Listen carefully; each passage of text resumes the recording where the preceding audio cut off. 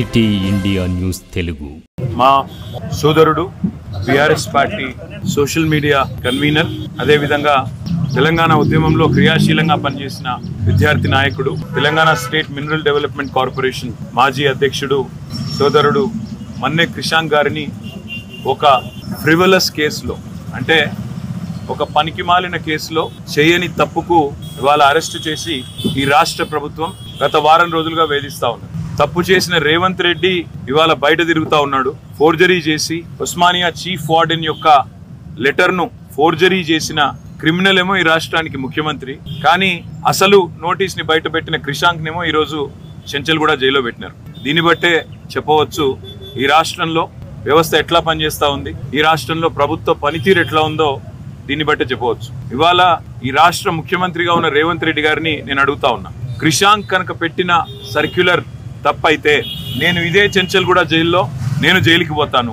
ఒకవేళ నువ్వు పెట్టిన సర్క్యులర్ ఫేక్ అని మేము రుజువు చేస్తే నువ్వు జైల్లో కూర్చుంటావా అని చెప్పి నేను రేవంత్ రెడ్డిని అడుగుతా ఉన్నా. సిగ్గు లేకుండా చేసింది ఒక వెధవ పని, మళ్ళా మీదుగా ఇవాళ మా సోదరుణ్ణి జైల్లో పెట్టి ఈ రకంగా ఇబ్బంది పెట్టడం, ఈ రకంగా కావాలని ప్రభుత్వంలో ఉన్నానని చెప్పి అధికార మదంతో అధికార యంత్రాంగాన్ని అడ్డం పెట్టుకునేదైతే చిల్లర రాజకీయం చేస్తున్నాడు రేవంత్ రెడ్డి.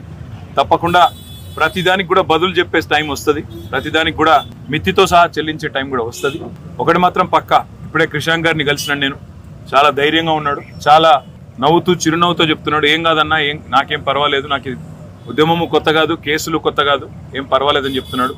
చేయని తప్పుకు ఇవాళ వారం రోజులు జైల్లో ఉన్నా ఆయనలో ధైర్యం మాత్రం సడలేదు.